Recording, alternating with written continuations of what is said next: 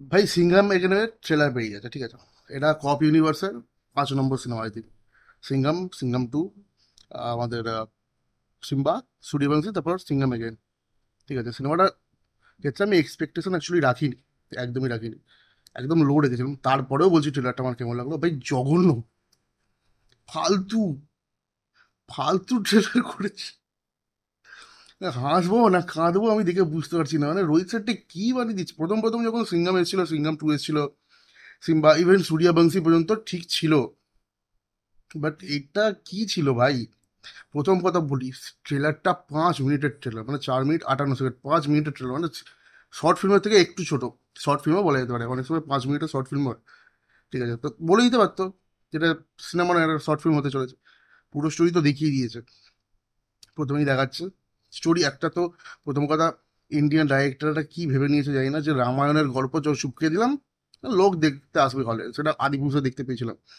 ওই ফালতু মার্কা সিনেমাটা, ওটাই লোক দেখে প্রথম দিনে গিয়ে 100-150 কোটি টাকা কালেকশন দিয়ে দিয়েছিল। এটা তো তাও একটু সাউথের সিনেমায় ওরাও করে, মাইথোলজিটা নিয়ে একটু এক্সপেরিমেন্ট করে, কিন্তু এত বাজে। 5 মিনিটের ট্রেলারে কি দেখায়নি। প্রথমে দেখালো স্টোরি। হ্যাঁ, প্রথমে দেখতে একটু ভালো লেগেছিল অজয় দেবগনে, আর করিনা কাপুরকে ভালো লেগেছিল একটু অ্যাক্টিং। অজয় দেবগন ভালো অ্যাক্টার, করিনা কাপুর ভালো অ্যাক্ট্রেস, সবাই জানে। ওই জায়গাটা ভালো লাগছিল। কিন্তু তারপর থেকে শুরু হলো কখন, যখন ক্যামিও থেকে প্রথম হচ্ছে স্টোরি, যে অজয় দেবগন রাম, লঙ্কা থেকে রাবণ এসে চলো সীতাকে তুলে নিয়ে চলে গেল, মানে করিনা কাপুরকে, যেটা অর্জুন কাপুর হচ্ছে রাবণ।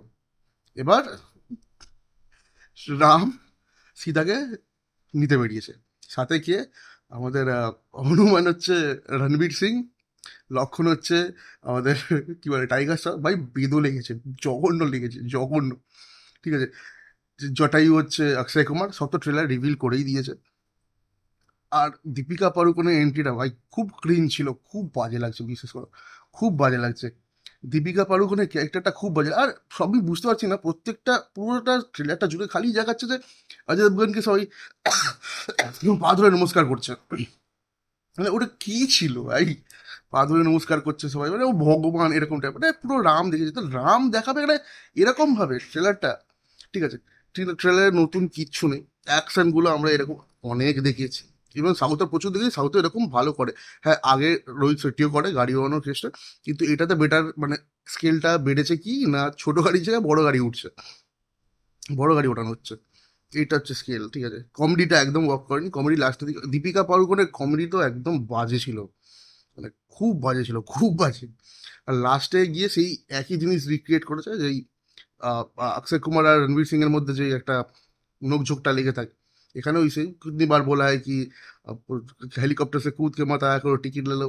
ভাই একদম হাসি লাগেনি, বিশ্বাস করে একদম হাসি লাগেনি। ট্রেলারটা আমার পুরো ক্রিঞ্জ লেগেছে। ঠিক আছে, সিনেমা পার্ট বার করতে হবে বার করেছে, বাড়াতে হবে বাড়িয়েছে। কাকে নাই, টাইগার শ্রফের ভাই প্রত্যেকটা সিনেমা একই এক্সপ্রেশন, কোনো এক্সট্রা কোনো এক্সপ্রেশনই নেই। মানে কি করতে ওই হিরোপন্থী থেকে ওয়ারে মনে হয় একটু তাও ঠিক ছিল, রাতবাগি তো গানপাত পড়ো কি, মানে কি করতে পড়ে আছে আমি বুঝতে পারি না। যেতে কি করে ওখানে কাজ দিচ্ছে।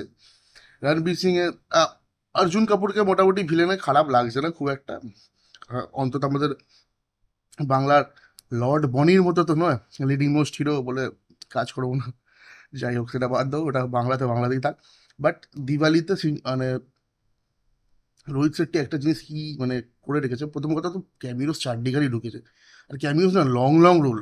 ঠিক আছে, দিওয়ালি অডিয়েন্সকে টার্গেট করেছে, ফ্যামিলি অডিয়েন্সকে টার্গেট করে সবাইকে ঢুকিয়ে দিয়েছে, যেটা করতে চায় রোহিত শেট্টি অ্যাকচুয়ালি। এর আগে সূর্যবংশীতেও দেখেছি।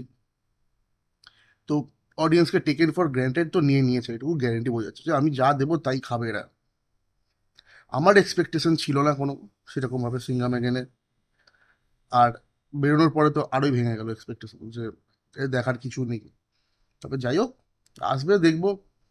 আর কি রামায়ণ রামায়ণ করলে, ওটা সব কিছুতে রামায়ণ এত কেন ঢুকেছে, রামায়ণ করবে চলো জয় শ্রীরাম বলে সিনেমা দেখতে চলে যাবে লোক। এই পলিটিক্যাল এজেন্ডা না কি কিছু বুঝতে পারছি না, সব জায়গায় একই কেস চলছে। যাই হোক, ট্রেলারটা আমার ভালো লাগেনি, একদমই ভালো লাগেনি, একদম পোষায়নি। তোমাদের কেমন লেগেছে? আমার তো একদম জঘন্য লেগেছে, শুধু অজয় দেবগনকে ওয়েস্ট করা হয়েছে। রণবীর সিংও ভালো একটা ওয়েস্ট করা হয়েছে, দীপিকা পাড়ুকোনকে তো ফালতু লাগছে। ওই টাইগার শ্রফে বললাম একই এক্সপ্রেশন। অক্ষয় কুমারকে জটেও শুধু হাইপ বাড়ানোর জন্য রাখা হয়েছে। কি ছিল বুঝতে পারি না, 5 মিনিটের ট্রেলার, বেকার বেকার বেকার ফালতু। তোমরা যারা দেখেছো জানাও কমেন্ট সেকশনে কেমন লাগলো, আমার একদম বাজে লেগেছে। নতুন হলে চ্যানেলটাকে সাবস্ক্রাইব করে দাও, বেল আইকনটাকে প্রেস করে দাও, আর শেয়ার করো বন্ধুদের সাথে। সিঙ্গা মেগানের ট্রেলারে পেয়ে, ঠিক আছে? কি ছিল ভাই ফালতু।